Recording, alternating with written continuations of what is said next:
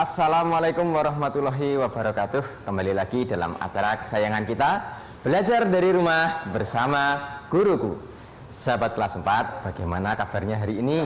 Di hari pertama masuk sekolah setelah libur Idul Fitri ya, kita harus tetap semangat. Tak lupa Pak Guru ucapkan selamat Hari Raya Idul Fitri. Mohon maaf lahir dan batin. Oke, sebelum mulai belajar, marilah kita berdoa menurut agama dan keyakinan masing-masing supaya kita diberikan kemudahan dalam belajar. Berdoa disilahkan. Selesai. Nah, perkenalkan, nama Bapak Danang Sugeng Riyadi. Sehari-hari mengajar di SDN Putat Gede 194 Surabaya. Anak-anak, hari ini kita akan belajar tentang energi alternatif ya. Nah, setelah mengikuti pembelajaran ini, nanti kalian bisa menjelaskan apa itu energi alternatif, kemudian sumber-sumbernya itu dari mana saja, kemudian bentuk pemanfaatannya dalam kehidupan sehari-hari itu seperti apa. Ya. Apakah energi alternatif itu? Kita semua tahu bahwa manusia memerlukan energi untuk menunjang aktivitasnya. Sumber energi yang paling banyak digunakan manusia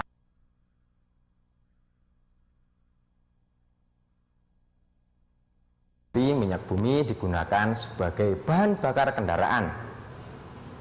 Misalnya mobil, sepeda motor, ya, bis. Selanjutnya, batu bara dimanfaatkan sebagai bahan bakar mesin-mesin yang ada di pabrik. Bayangkan, dalam satu hari berapa juta liter bahan bakar minyak yang kita habiskan? Tentunya sangat banyak sekali. Nah, bahan bakar minyak ini berasal dari fosil. Kita tahu bahwa bahan bakar yang dari fosil tidak dapat diperbarui dan akan habis ketika digunakan dalam waktu yang lama dan terus-menerus. Dalam pemanfaatannya pun juga menghasilkan zat yang dapat mencemari lingkungan, misalnya gas CO2 ya. Nah, oleh karena itu kita perlu berpikir untuk menciptakan sebuah sumber energi alternatif yang dapat menggantikan sumber energi utama. Nah, jadi sumber energi alternatif adalah sumber energi pengganti sumber energi utama yang sifatnya ramah lingkungan dan dapat diciptakan dengan mudah. Nah, lalu apa saja sumber energi alternatif itu? Yang pertama, matahari. Yang kedua, angin. Kemudian gelombang air laut. Kemudian air, panas bumi, dan bahan bakar bio atau biomasa. Nah, kita bahas satu persatu.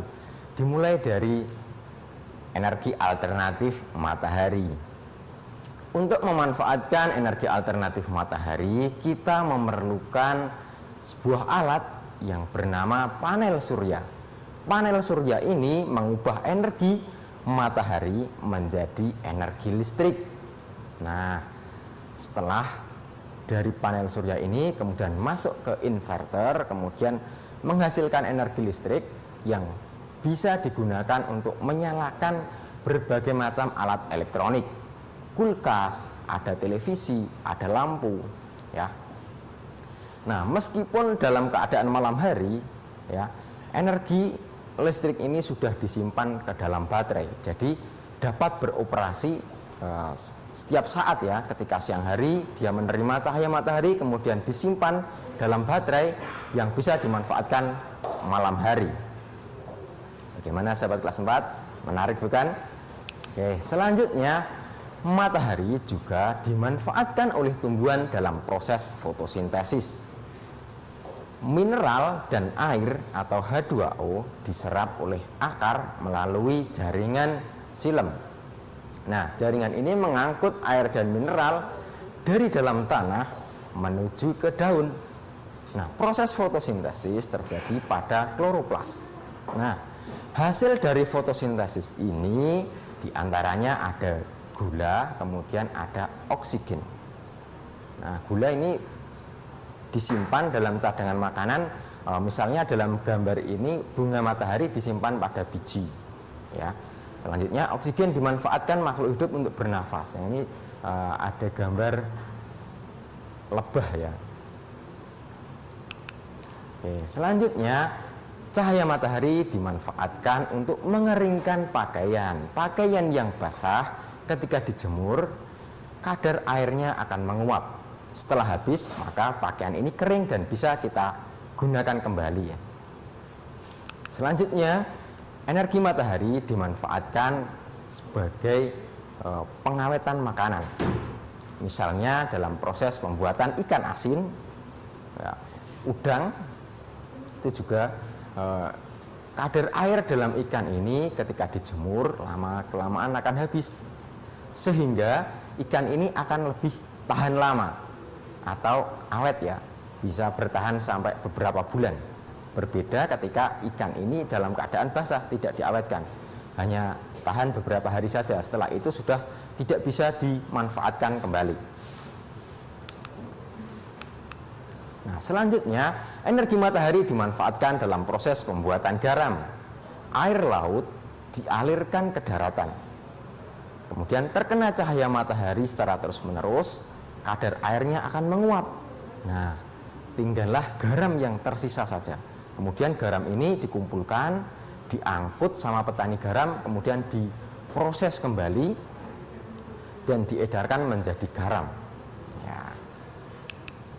Selanjutnya energi matahari dimanfaatkan dalam pemanas air ya. Ini air masuk ke dalam pemanas ini, kemudian disimpan dalam tabung ya. Jadi ketika malam hari tetap ada cadangan air panas yang tersimpan dalam tabung ini. Nah, sahabat kelas 4, energi alternatif selanjutnya, coba ditebak, gambar apa ini kira-kira? Ya, angin. Karena tiupan angin, payung menjadi terbalik saking kencangnya. Berarti angin ini bisa kita manfaatkan. Ya.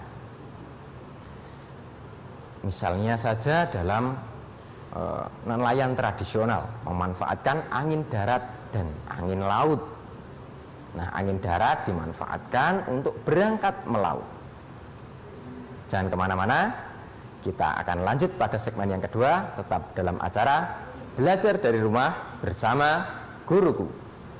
Kembali lagi dalam acara kesayangan kita, Belajar dari Rumah bersama Guruku. Sahabat kelas 4, di segmen yang kedua ini kita akan bahas tentang sumber energi alternatif angin.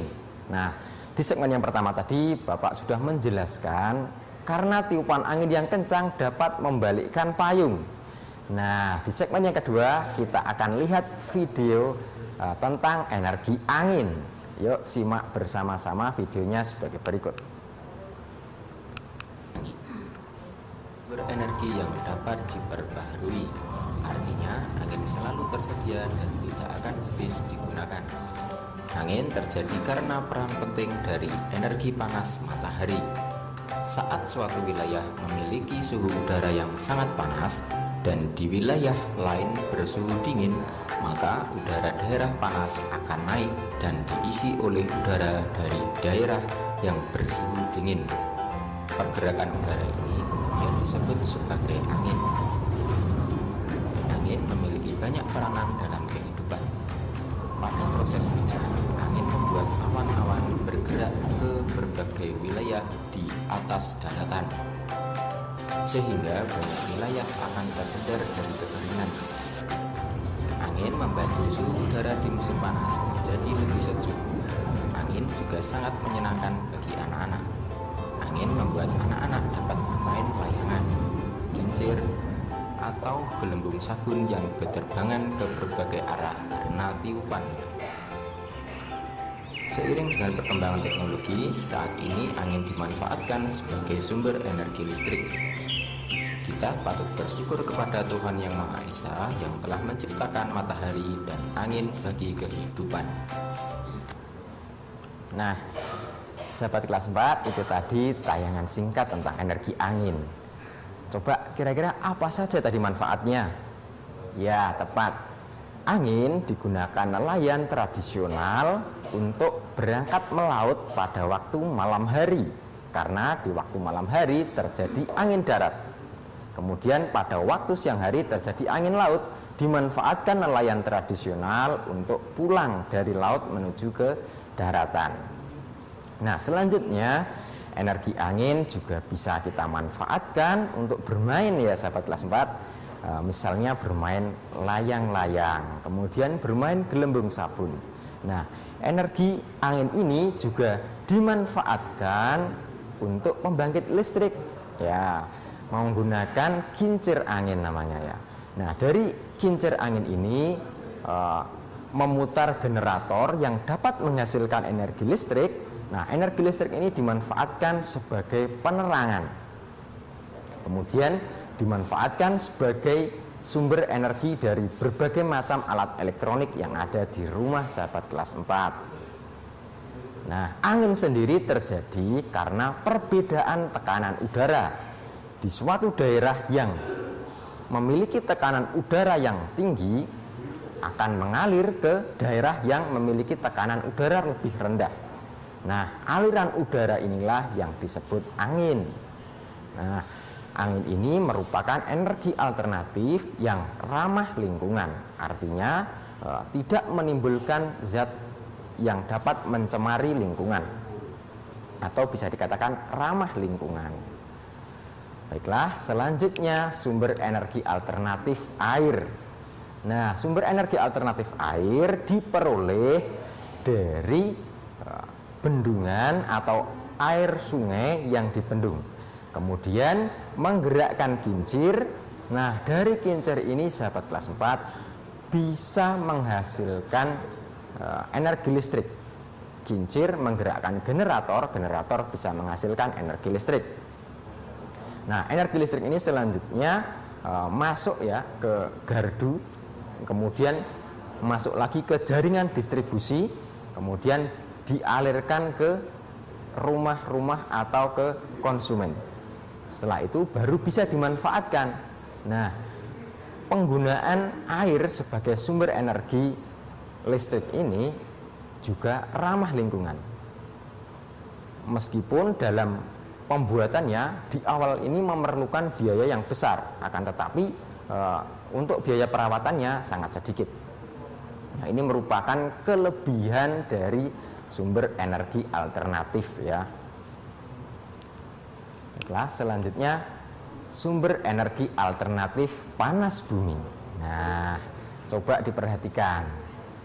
Di dalam bumi ya ada inti bumi. Nah, panas bumi ya bisa kita manfaatkan ya dengan mengalirkan air ke dalam bumi ini, kemudian menjadi panas, atau sumber panas bumi yang alami yang dekat dengan gunung berapi. Nah, kemudian uap panasnya ini dikeluarkan melalui pipa. Nah, pipa ini melewati jaringan pipa yang cukup rumit, kemudian bisa menggerakkan generator. Dari generator inilah dihasilkan energi listrik. Nah, energi listrik yang dihasilkan dalam jumlah besar ini kemudian diolah kembali ya menjadi tegangan 220 volt yang bisa dimanfaatkan untuk rumah tangga. Nah, bisa dilihat dari sini melalui jalur distribusi ya, dari sutet atau saluran udara tegangan ekstra tinggi, kemudian dialirkan ke jaringan distribusi yang dekat dengan rumah-rumah warga. Nah, kemudian setelah masuk ke rumah-rumah warga, barulah kita bisa memanfaatkannya.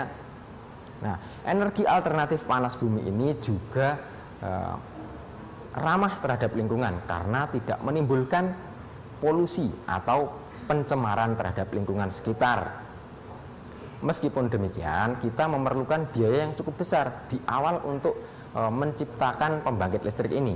Namun untuk perawatannya ini cukup kecil biayanya, sehingga mudah ya diterapkan. Bagaimana sahabat kelas 4? Mudah bukan? Nah, selanjutnya sumber energi alternatif yang kelima ialah gelombang laut. Naik turunnya air laut karena terjadinya gelombang ini bisa kita manfaatkan ya untuk menggerakkan kincir ya. Nah, kincir ini kemudian bisa menggerakkan generator. Generator bisa menghasilkan energi listrik. Nah, dari energi listrik ini didistribusikan ke rumah-rumah dan bisa dimanfaatkan untuk menyalakan berbagai macam alat elektronik. Nah, ini contohnya ya. Dan pemanfaatan sumber energi gelombang laut ini juga ramah terhadap lingkungan karena tidak menimbulkan zat pencemar. Bagaimana sahabat kelas 4? Menarik bukan? Jangan kemana-mana, kita lanjut pada segmen yang ketiga. Tetap dalam acara Belajar dari Rumah bersama Guruku. Kembali lagi dalam acara kesayangan kita, Belajar dari Rumah bersama Guruku. Di segmen yang ketiga ini kita akan bahas tentang sumber energi alternatif bahan bakar bio atau yang dikenal dengan nama biomasa.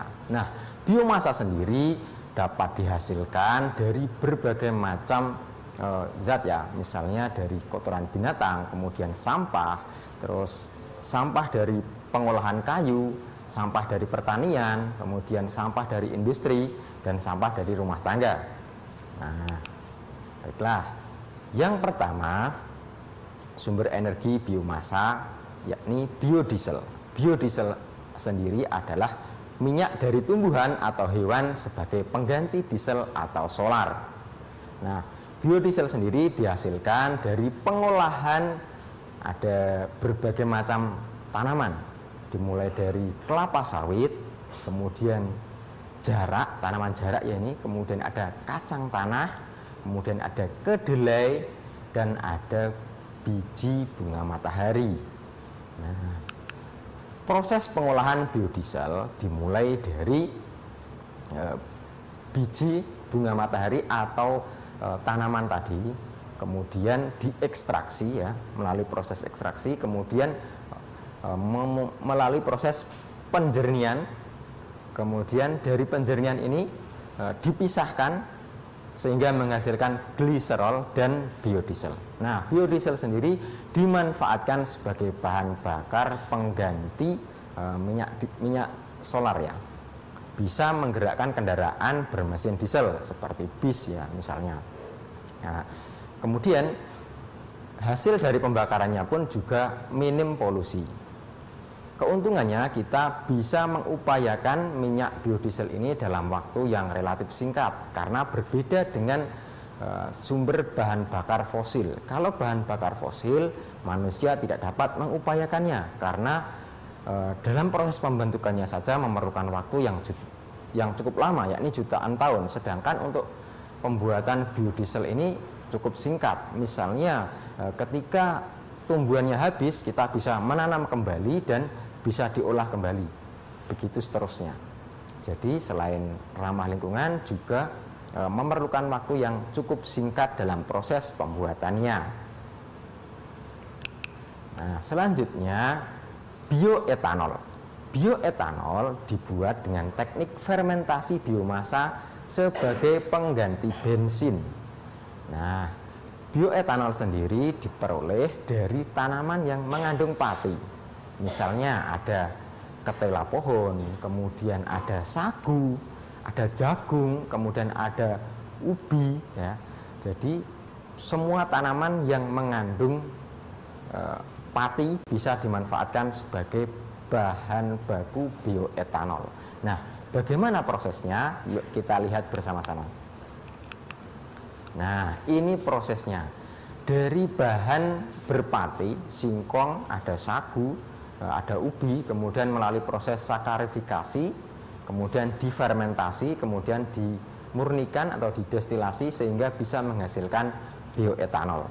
Nah, bioetanol ini merupakan sumber bahan bakar dari kendaraan bensin. Nah, misalnya sepeda motor, ada mobil, ini bisa memanfaatkan bioetanol ini. Kelebihannya dari bioetanol ini memerlukan waktu yang singkat dalam proses pengolahannya, berbeda dengan sumber bahan bakar fosil ya. Karena dari fosil itu memerlukan waktu yang lama sehingga manusia mustahil untuk menciptakannya. Sedangkan bioetanol ini berasal dari tumbuhan sehingga ketika bahan bakunya habis bisa ditanam kembali dalam waktu yang singkat, sudah bisa dipanen dan diolah untuk menghasilkan bioetanol kembali. Gimana sahabat kelas 4? Mudah bukan? Selanjutnya sumber bahan bakar biogas. Nah, coba ditebak. Ini ada gambar sapi ya. Nah, biogas sendiri dihasilkan oleh aktivitas anaerobik atau fermentasi dari bahan-bahan organik. Ya, ini Bapak mencontohkan dari peternakan sapi. Kotoran sapi kemudian ditampung pada sebuah tabung ya. Nah, kemudian dipisahkan antara zat padatnya, kemudian gasnya ini mengalir ke tabung yang kedua. Nah, di tabung ini sehingga bisa menghasilkan metana. Nah, gas metana ini sangat mudah terbakar sehingga bisa dimanfaatkan untuk menyalakan kompor. Nah, ini contohnya. Nah, prosesnya pun juga cukup singkat sehingga manusia dapat menciptakannya dalam jumlah yang cukup banyak ya, tergantung dari peternakan atau jumlah sapi atau penghasil bahan baku untuk biogas ini. Sebenarnya tidak hanya sapi ya, semua hewan lain juga bisa. Nah, ini berbeda dengan gas yang dari tambang ya. Kalau gas dari tambang itu berasal dari makhluk hidup sehingga manusia mustahil untuk menciptakan.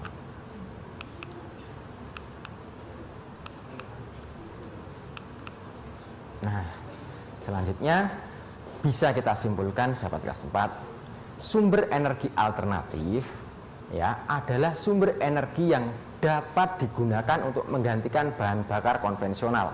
Nah, di segmen yang pertama tadi kita sudah belajar ya sumber energi alternatif sebagai pengganti bahan bakar kendaraan. Nah, misalnya di sini Pak Guru mencontohkan ada mobil ya, ini mobil mainan replika aja. Nah, semua orang menggunakan kendaraan untuk menunjang aktivitasnya. Jadi, suatu saat nanti ketika bahan bakar konvensional ini habis, maka manusia perlu menciptakan sebuah energi alternatif itu tadi ya. Misalnya dari biogas, kemudian bioetanol yang bisa digunakan untuk menggerakkan atau bahan bakar dari mobil atau kendaraan yang ada di dunia. Nah, selanjutnya sumber energi alternatif yang dikembangkan saat ini memanfaatkan sumber energi yang tersedia di alam dan tidak akan habis, yaitu matahari, angin, air, panas bumi, gelombang air laut, dan bahan bakar bio. Nah, selanjutnya tugasnya nanti dikerjakan kemudian disampaikan ke guru masing-masing ya sahabat kelas 4. Tidak terasa 30 menit sudah Bapak menemani sahabat kelas 4 belajar dari rumah. Bapak mohon maaf bila ada tutur kata yang tidak berkenan. Wassalamualaikum warahmatullahi wabarakatuh. Sampai ketemu pada pembelajaran selanjutnya, tentunya dalam acara belajar dari rumah bersama guruku.